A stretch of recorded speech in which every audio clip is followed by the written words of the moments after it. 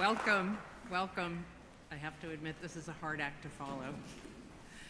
Welcome to this wonderful day of Big Music Sunday. It's a very special Sunday. It's been 2 years in the making to have this incredible orchestra and singers back in our sanctuary, so it is a very special day for us. We're grateful for the music by the composer Ralph Vaughan Williams. We are blessed to have an extraordinary choir, including members of our UUSF choir, our UC Berkeley Alumni Choir, and members of the Berkeley Men's and Women's Chorales.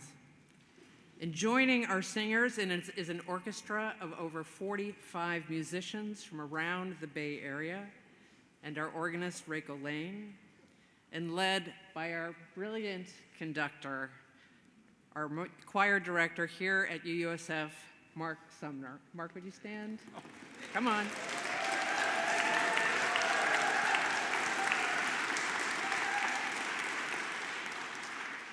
Mark will have more to tell you about the music today later in the service. Our thanks to our amazing AV team and Joe Chapeau, who is managing our live stream. If you are visiting for the first time today, either in person or on live stream, a very special welcome to you. For our live stream visitors, you can find a link to the order of service on the live stream page or in the chat. And we encourage you to fill out the connections form to keep you up to date on the many church offerings, programs, and activities. And that's true for you here today. We have connections forms in the pews, and you're welcome to fill those out. I have a few brief announcements. This wouldn't be church without a few brief announcements that I'd like to bring to your attention. Spring brings important holy days across the traditions. Here at UUSF, we will celebrate the roots of our Unitarian Universalist traditions with our Easter service next Sunday on April 17th. And on the following Friday, April 22nd, will be our church Seder here in person. We hope you will join us for both. We ask that for the church Seder, you register ahead of time. Again, you can find links in the order of service and on the live stream chat and on our website. The Seder begins at 6:30 p.m. on Friday, April 22nd. We will serve traditional dishes, share stories, and celebrate in community. And this is a family-friendly event. Our second message is from our Stand By Me auction team. Are any of you in this space right now that you can just wave your hands? If you want to look around, you can see those hands waving. So this is from our auction team. We're now 2 weeks away from our live auction and only 1 week from beginning our online silent auction. At this time last year, we had over 100 items donated. As of today, we have 32. Can you help? The Stand By Me auction team will be in the courtyard after the service to inspire donations and help you get yours into the auction. You can also add your donation items online. You can check the order of service and visit our homepage on the website. Tickets to attend the auction on April 24th, which includes a wonderful lunch, will be on sale after the service and available online. The church auction is one of our biggest fundraisers of the year, and we need everyone to participate.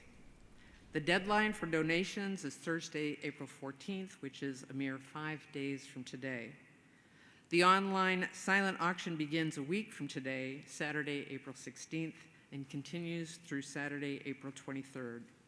Stand by us. Your support is critically needed, and we look forward to seeing you on the 24th. And finally, we are thrilled to announce that our all-church retreat is going to be held this year over Memorial Day weekend at the CYO camp in Occidental. There will be a range of activities, including swimming and canoeing and archery and games and music, I'm sure. Maybe not quite to this standard, but music for sure. We'll have time for worship and gathering, our wonderful talent show, time for connecting with one another. Scholarships are available, and we hope to see you there. This concludes our announcements. Now let us join in lighting our chalice.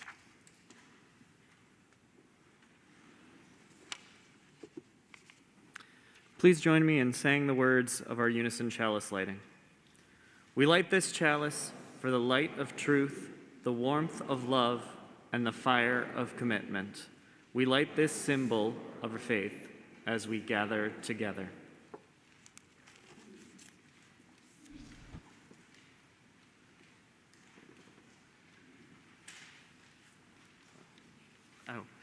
And now, please, in your gray hymnal, turn to hymn 89 and stand and join us in song for Come My Way, My Truth, My Life.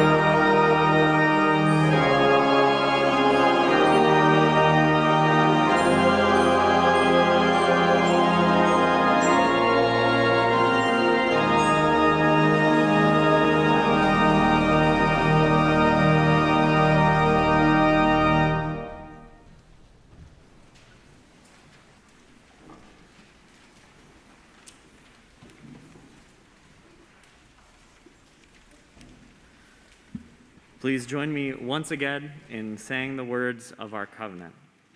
Love is the spirit of this church, and service is its prayer. This, our great covenant, to dwell together in peace, to seek truth in freedom, and to help one another.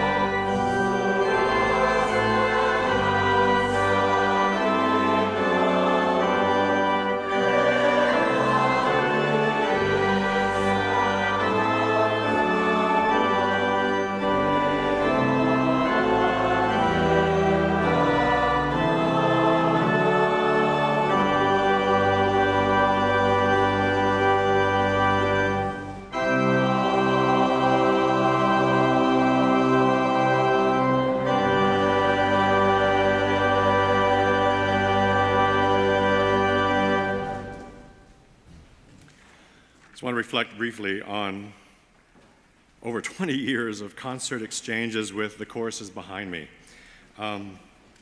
It was not part of the plan to witness the perfect union of the finest public university and most flexible choral conducting job I know of with a position in a most secular religious institution as this, and in one of the most progressive cities in America. And with all of that, in this past quarter of a century, I've only managed to sing some of the best Catholic music ever written. I want to thank all of the managers of the Alumni Chorus, in particular, for allowing these exchanges to take place over the years. I don't think the church has minded at all, except maybe for today, are bending, if not breaking, all of the health protocols so carefully forged over these past months. For this, I must thank our brilliant, thoughtful, and caring health committee for carving out this opportunity for a final trip through some great music together. I believe we were ready to do this. We gathered a few months ago to offer up all of the Walt Whitman music that we've been learning, and today is an extension of that program we did in early December. We just finished repeating a piece from early December. I hope you didn't mind us repeating it. This time we did it with orchestra, Towards the Unknown Region. The real inspiration was the marriage made between Walt Whitman and Ralph Vaughan Williams. Instead of a relationship they never really met, but it lasted for decades. Towards the Unknown Region was written in 1904 to 1906. The piece you're about to hear was written in 1936. I won't go into Vaughan Williams' life too much, but I have to share a few remarkable things. As an agnostic, he wrote some of the finest religious music of the 20th century.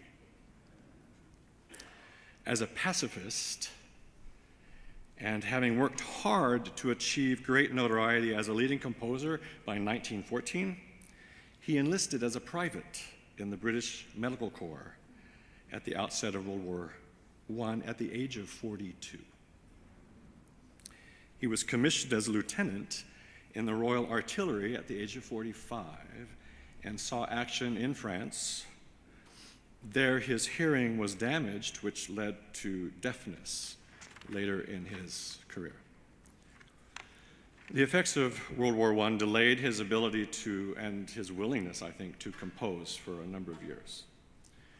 But later in the mid-1930s, at a new height of composing, the troubled spirit of the age found its way into his music.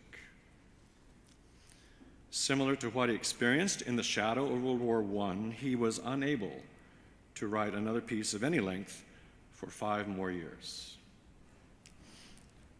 During World War II, while in his, I skipped something. Written in 1936, however, the music you're about to hear today, Dona Nobis Pacem, is a desperate and very dynamic plea for peace. And it was completed in a very, very short amount of time. During World War II, while in his 70s, he chaired the Home Office Committee for the release of interned alien musicians. He also served on several musical committees, and he served on another committee for refugees from Nazi oppression. During Dona Nobis Pacem, I also want to mention that he was in excellent health at the age of 85 and passed without any reason to think that he would.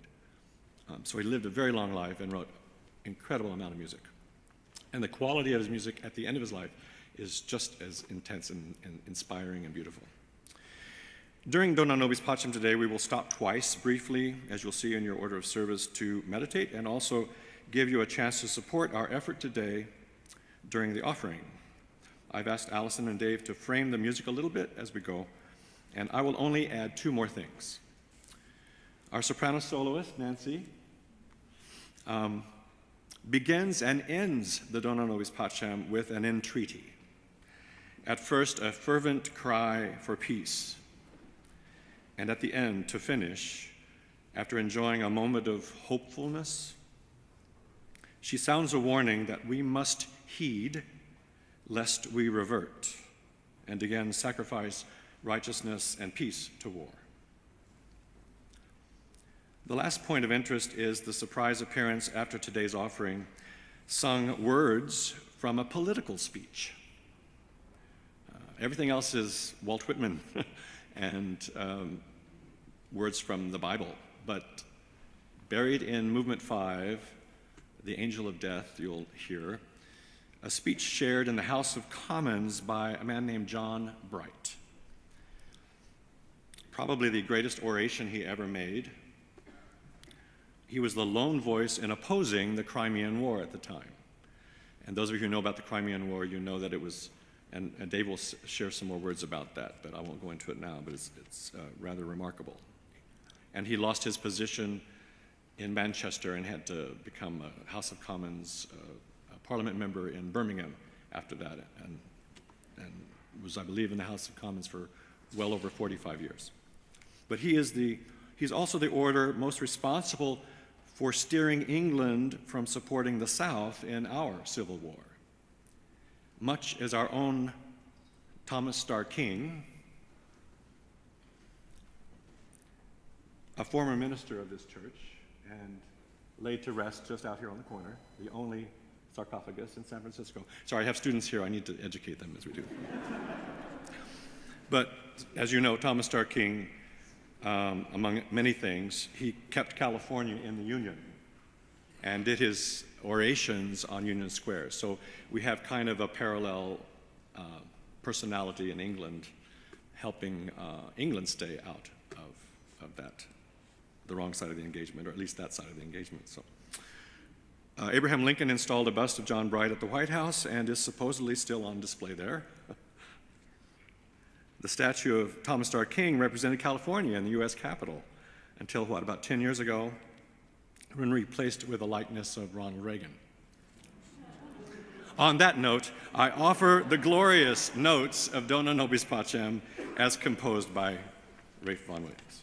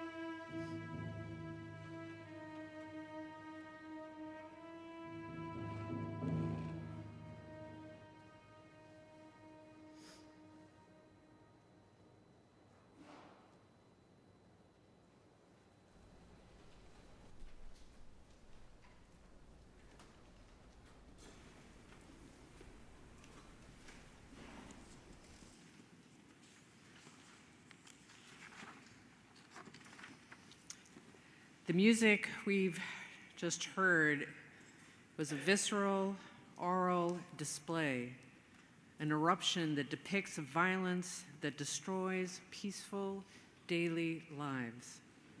Merchants and scholars disappearing while others pray, weep, and entreat.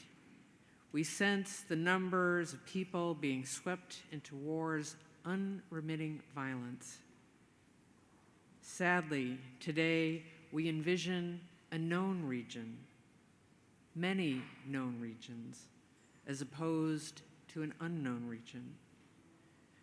With the inundation of 24/7 news and images from every corner of the globe. The music following the prayer and meditation transcends that threatening atmosphere we heard at the beginning with a striking, bittersweet lullaby.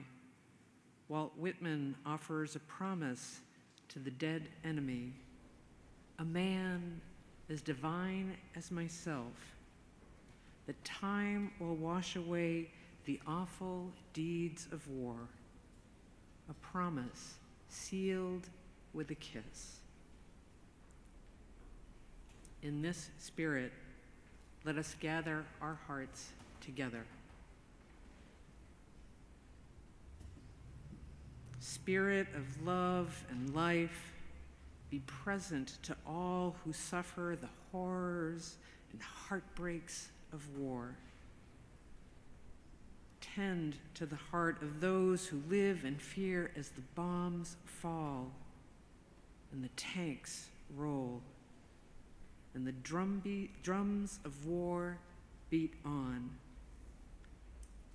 Hold those who suffer the losses of loved ones, those desperate for hope and healing.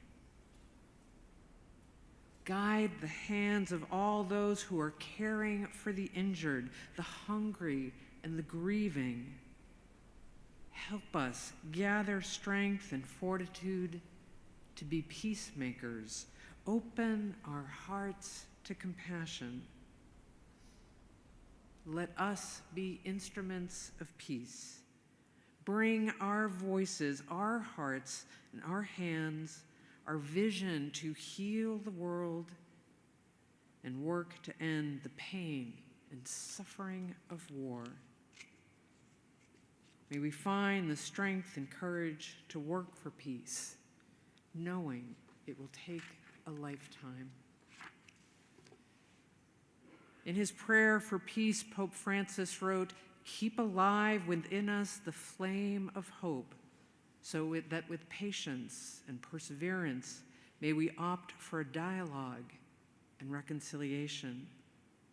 In this way may peace triumph at last, and may the words division, hatred, and war be banished from the heart of every person.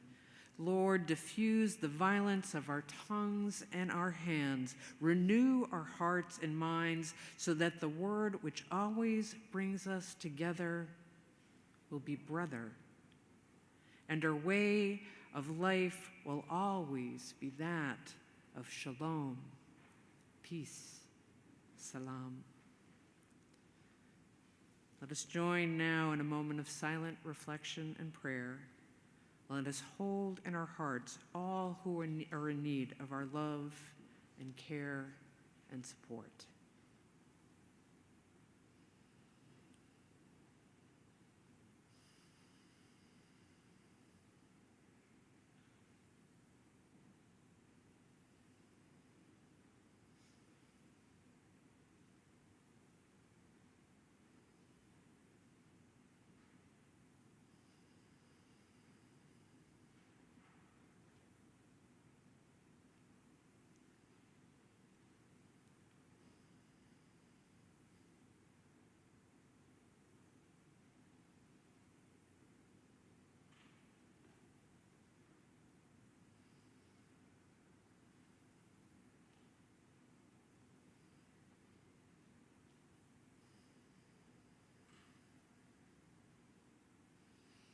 Give us peace. Amen.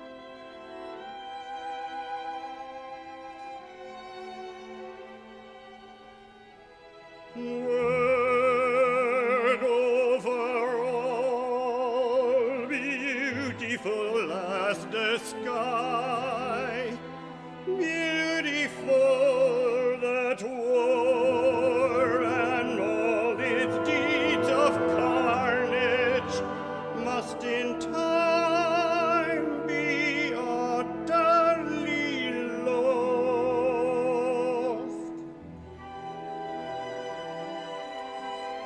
That the hands of the sisters, death and night, incessantly, softly wash again, again and again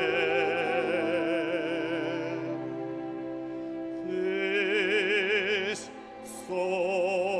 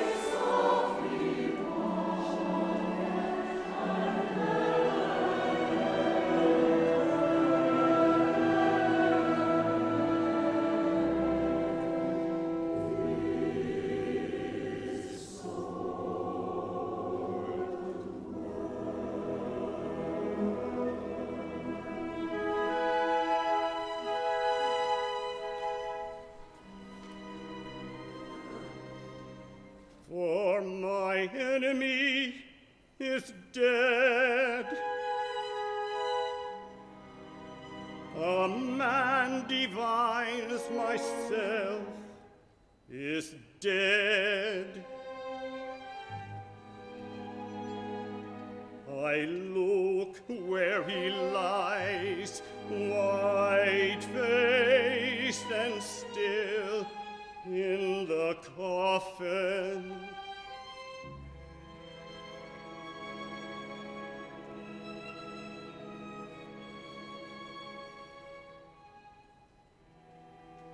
I draw near and down and touch lightly with my lips the white face in the coffin.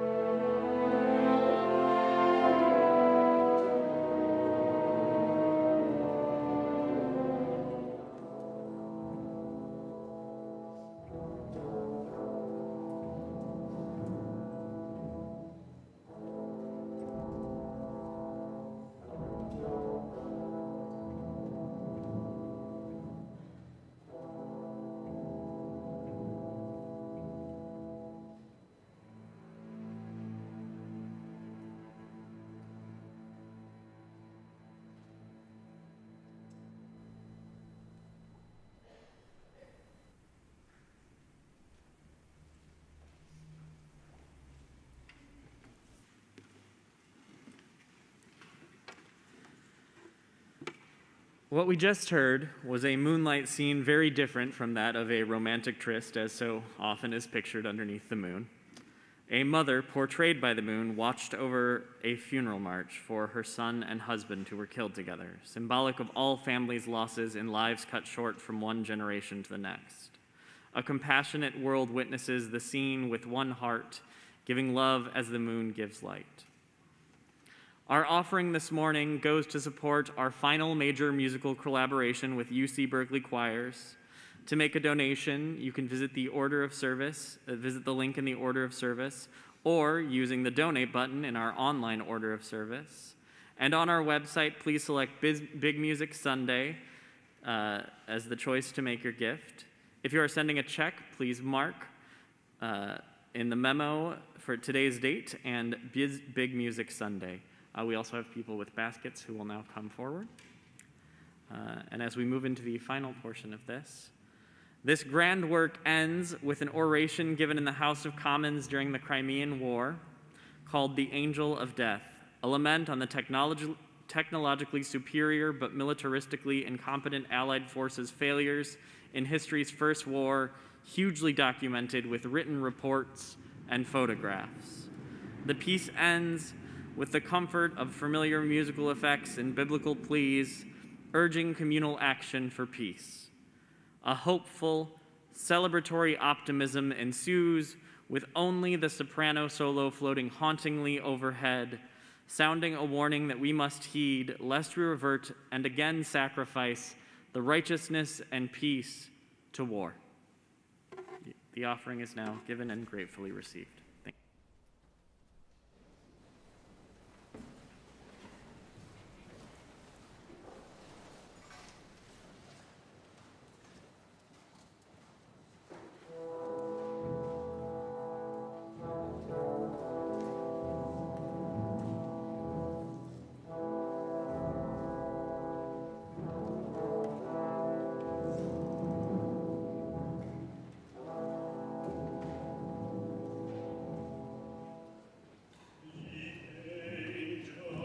Death has been abroad throughout the land. You may almost hear the beating of his wings.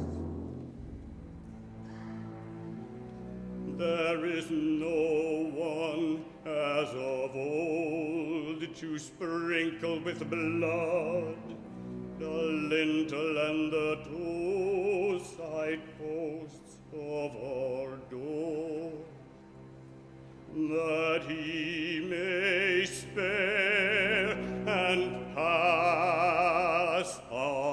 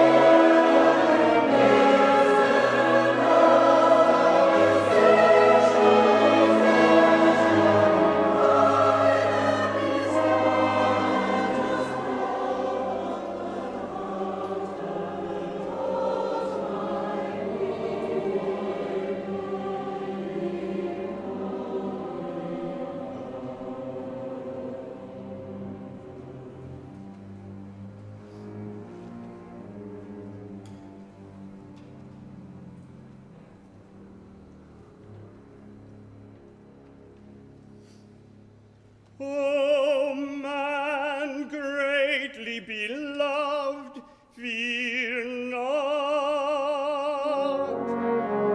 Peace be unto thee. Be strong. Yea, be strong.